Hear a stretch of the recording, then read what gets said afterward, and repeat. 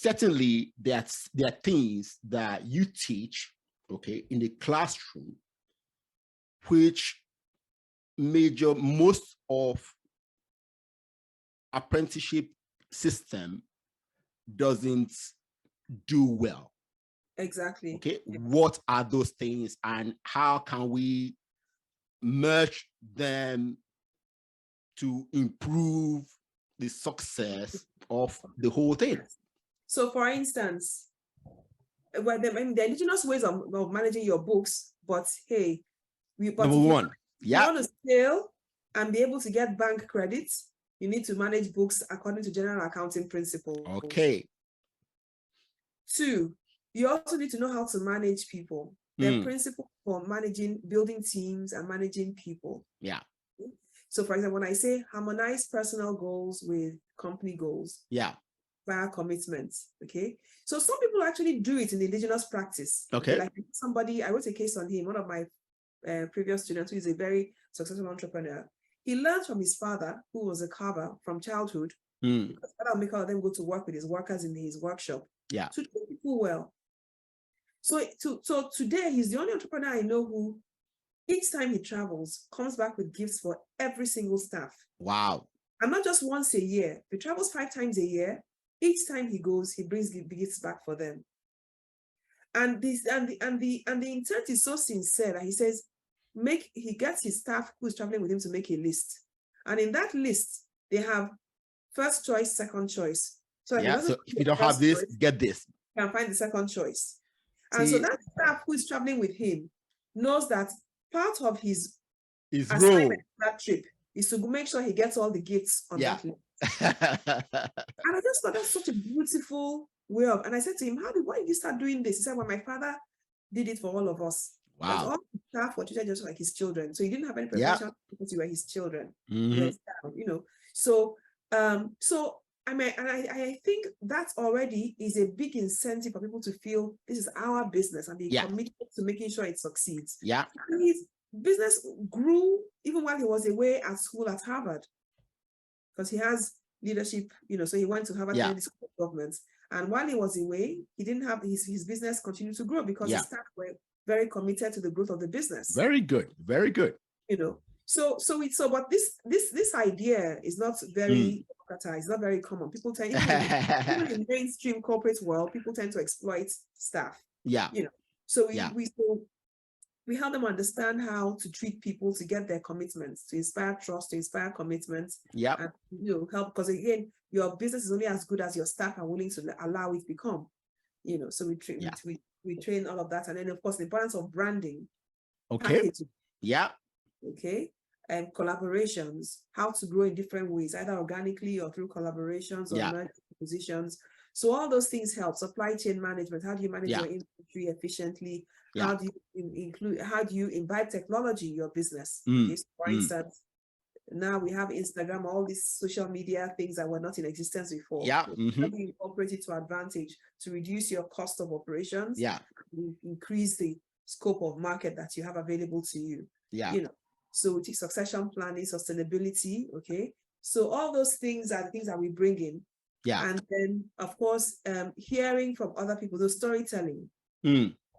Getting entrepreneurs to come to class to share their experiences, the good, the bad, and the ugly. Yes. Not just the nice kind of things, So, and then going out to those businesses, seeing for yourself, how they started and where they are and how they grew. Yeah. In spite of, the challenges in the environment and all. Yeah. So those are the different things. So right now, for instance, I have a project with BOI where we brought in entrepreneurs. We did a 3-month mini MBA where we looked at entrepreneurial orientation and business management training. And right now, as we speak, they're on apprenticeship for another 6 months. Wow. Business. So we're already merging it. Okay. Yeah. So what I tell people is that, look, apprenticeship is the indigenous version of a hub. Yeah. An accelerator. Yeah. Okay? When you go to an accelerator, what do they do for you? They help you, they tell you more about the business, they help you understand the market, they give you funding. All that happens during apprenticeship when you're master So I say, while the accelerator or the hubs are Western forms of accelerators, apprenticeship is the African version of a hub. Actually, accelerators are new in essence. See, So we have globally in the past, everybody does this apprenticeship, okay, everywhere, okay. Yeah.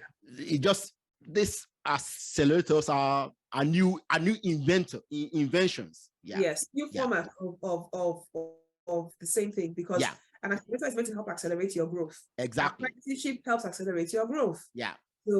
So for me, I combine the Western and Indigenous systems. Yeah. I take the best of both worlds. Okay. So when they finish with the apprenticeship system, they're going to come back to school. Where right now we're actually making contacts with people who can give them access to markets globally. Both people who have access with the African Continental Free Trade Agreements and those who have access to platforms like Amazon, and they can give them access to markets overseas. Yeah. So we want to promote the export of processed products from Africa, not raw materials or primary products. Yeah. So it's a 4-phase training. Okay. So we have the first phase where we do the entrepreneurship orientation and business management training. Then the second phase where we go into apprenticeship for that. The first phase is for 3 months. Yeah. The second phase of apprenticeship, they're already running their own businesses. They already, but they're apprenticing with bigger versions of themselves to help them see how they can grow faster, to give them a mentor in their industries. Yeah. To generally help them, even if possible, partner with these mentors to export, to expand and explore other areas. Yeah. Yes. Okay. So during this period, they're meant to write their business growth plan. Yeah. And also keep a log of key learnings that they have acquired during this period. Very good. Now, so based on this, when they come back to school, they're going to present to us. Yeah. And then we will connect them to these people who will give them access to wider markets globally, both in Africa and other parts of the world. Yeah. And then at this point, when we look at their business growth plan, we'll refine it work on it with them, and then provide them with access to funding. So the funders will know that they have been de-risked based on training. You can see their track record of performances. They came onto the training. Yeah. Okay. Training still give them time to work on their businesses while being trained. Okay. They now have mentors who are bigger than them, who they could also fall back on for questions or to collaborate with them in exporting goods, to other countries. And then, so they are now more attractive for people to fund. Yeah. Yeah. So I tell people funding is important, but it has its place, its place is not number one. Okay. Okay. Funding should come after training, because if you give me money without training, I'm going to lose. I'm going to waste money. You waste it. Yes.